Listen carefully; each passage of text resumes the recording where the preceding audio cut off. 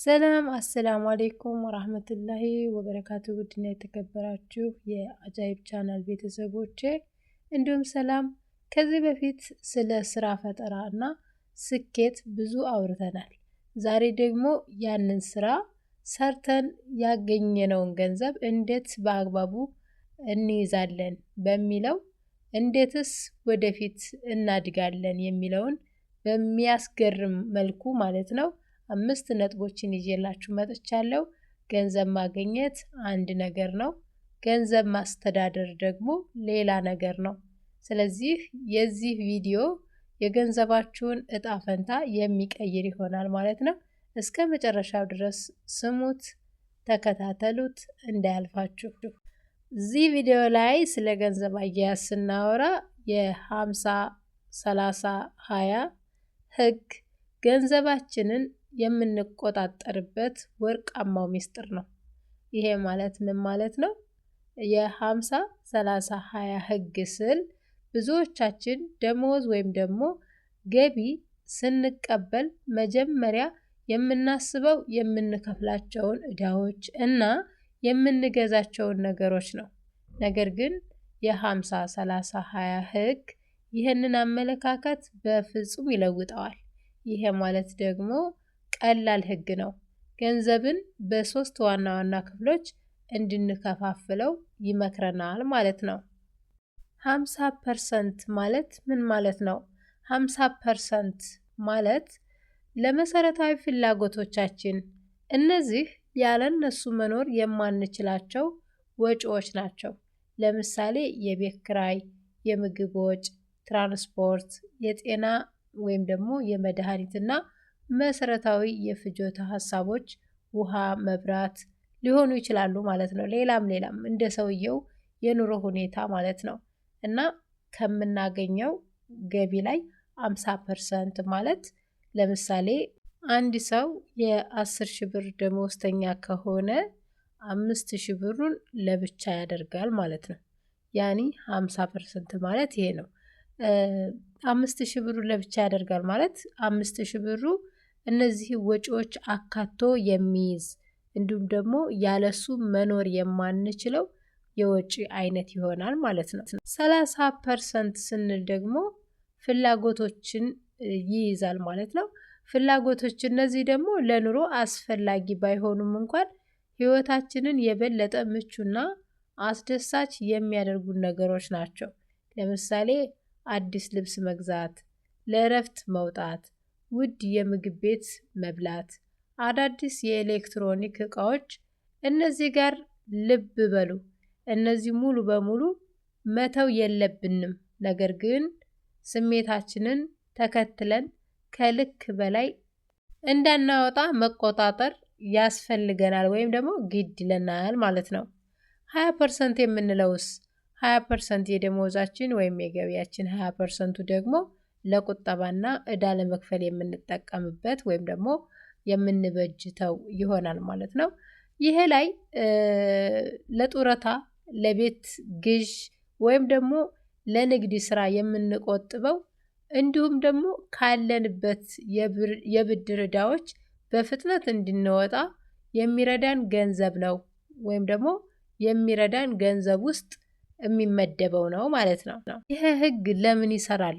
ይሄ 50-30-20% የምንለው ህግ ለምን ይሰራል ብለን ካልን ምክንያቱ በጣም ቀላልና ተጨባጭ ስለሆነ ገንዘባችን የት ገባ ብለን እንዳንጨነቅ አስቀድመን ቦታ ሲያዝነው ማለት ነው፣ ወይም ደግሞ ቦታ መደብንለት ማለት ነው።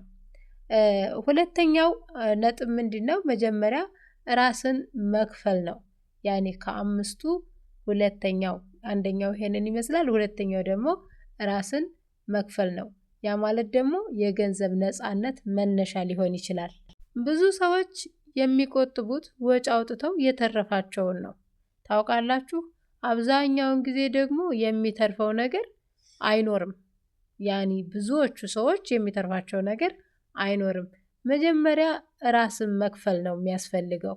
የሚከፈለው መርህ ይህንን ይለውጣል ማለት ነው። ማለትም ወጪ አውጥተን የሚተርፈንን ለማስቀመጥ ስንል ጭራሹን ሳይተርፈን እንዳይቀር የሚለው መርህ ሙሉ በሙሉ ራስን መክፈል የሚለው ይለውጠዋል ማለት ነው።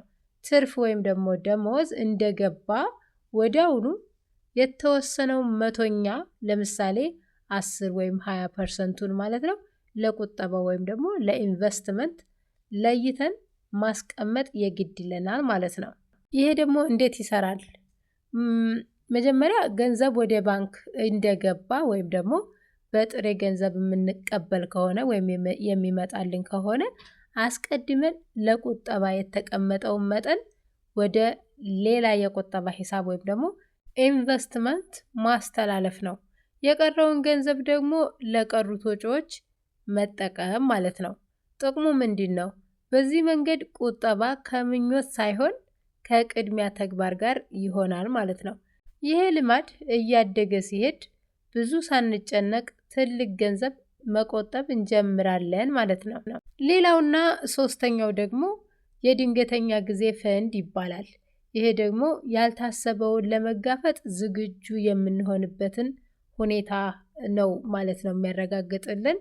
ህይወት ባልታሰበ ወጪ የተሞላች ናት፣ ሁላችንም እንደምናውቀው ማለት ነው።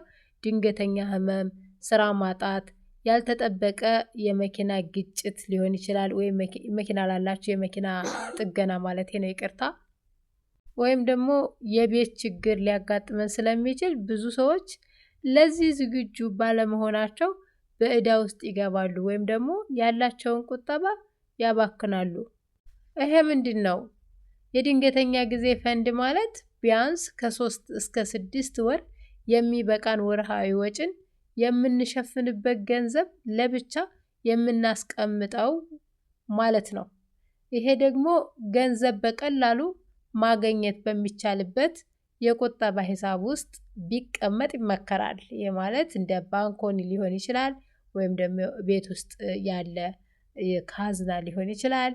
ብቻ ቶሎ በችግራችን ጊዜ ቶሎ ልናገኘው የምንችለው ወይም ደግሞ በቅርቡ ልናገኘው የምንችለው መሆን አለበት ማለት ነው።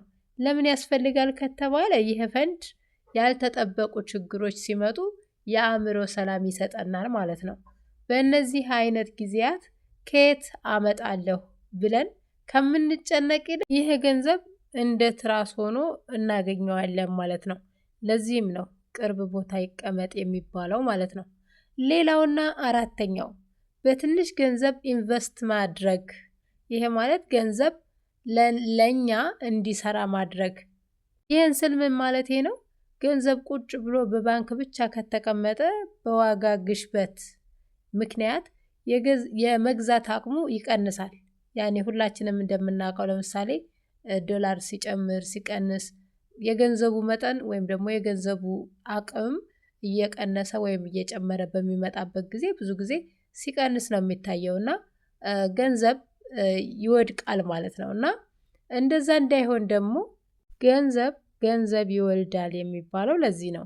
በትንሽ ገንዘብ ቢሆንም እንኳን ኢንቨስት ማድረግ መቻል አለብን። አማራጮቹ ምንድናቸው? እነዚህን በትንሽ ገንዘብ ቢሆንም እንኳን ኢንቨስት የምናደርግባቸው አማራጮች የሚከተሉትን ይመስላሉ። የመጀመሪያው አነስተኛ ንግድ መጀመር ሊሆን ይችላል። ትንሽ ገንዘብ በመጠቀም የራስን የሆነ ንግድ ለምሳሌ ኦንላይን መሸጥ መጀመር እንችላለን። ሌላኛው ደግሞ የአክሲዮን ኢንቨስትመንት ነው። አሁን ላይ በአንዳንድ ሀገሮች በትንሽ ገንዘብ አክሲዮን መግዛት ይቻላል። ይህንን የሀገሪቱን ሕግ ማየት ያስፈልጋል በዚህ ዙሪያ ማለት ነው። ሌላው አማራጭ የጋራ ኢንቨስትመንት ፈንዶች ናቸው።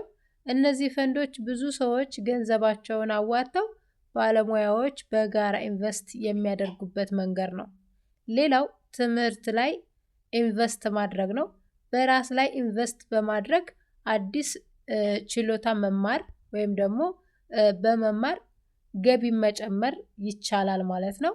ዋናው ነጥብ ግን ገና ትልቅ ገንዘብ እስካገኝ ድረስ አልጠብቅም ብሎ ካለበት ትንሽ ገንዘብ ጀምሮ ኢንቨስት የማድረግ ልምድ መፍጠር ነው። አምስተኛውና የመጨረሻው ደግሞ ስሜታዊ ግዥን መቆጣጠር፣ የኪስ ቦርሳችንን ከስሜታችን መጠበቅ ማለት ነው። ይህን ስንል ምንድነው? ሁላችንም ስሜታዊ ፍጥረቶች ነንና አንዳንዴ ስንናደድ፣ ስንጨነቅ፣ ስንሰለች ወይም ደግሞ ስንደሰት የሚያስፈልጉንን ነገሮች የመግዛት ዝንባሌ ያለን። ስለዚህ ይሄ ደግሞ ስሜታዊ ግዥ ይባላል። እንዴት መቆጣጠር ይቻላል ከተባለ ለመቆጣጠር የተወሰኑ ነጥቦችን መከተል ያስፈልጋል። የመጀመሪያው የ24 ሰዓት ህግ ማውጣት። ይሄ ማለት ደግሞ የሆነ ነገር ለመግዛት ፍላጎት ሲሰማን ወዲያውኑ ከመግዛት በፊት 24 ሰዓት መታገስ ነው። ብዙ ጊዜ ከ24 ሰዓት በኋላ የምንፈልገው ነገር እውነተኛ ፍላጎት እንዳልሆነ ልናገኘዋለን ማለት ነው፣ ወይም ደግሞ ልናገኘው እንችላለን። ሌላኛው አማራጭ ደግሞ የወጪ መከታተል ነው። ይሄ ሲባል ምንድነው? ገንዘብን የት እንደገባ ማወቅ ስሜታዊ ገዥን እንድንቆጣጠር ይረዳናል። ማለት ለምን እንዳወጣን ምን እንዳተገበርንበት ማወቃችን ይህንን እንድንቆጣጠር ይረዳናል ማለት ነው። ሌላውና የመጨረሻው አማራጭ የበጀት እቅድ ማውጣት ነው። ይሄ ማለት ደግሞ ከመግዛታችን በፊት ወጪን ካቀድን ስሜት የኪስ ቦርሳችንን እንዳይቆጣጠር ያደርገዋል ማለት ነው፣ ወይም ደግሞ ይረዳዋል ማለት ነው። የዚህ ቁም ነገሩ ደግሞ ምንድነው?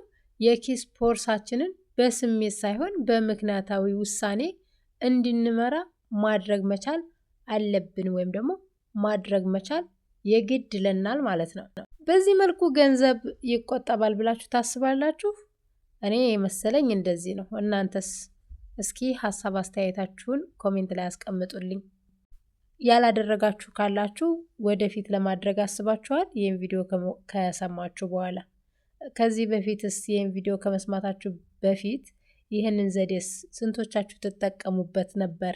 እስኪ ለጠቅላላ እውቀት ኮሜንት ላይ ሀሳብ አስተያየታችሁን እንድታስቀምጡልኝ በአክብሮት እጠይቃችኋለሁ ማለት ነው። ውድና የተከበራችሁ የአጃይብ ቱብ ቤተሰቦቼ የዛሬው ቪዲዮ ይሄንን ይመስላል።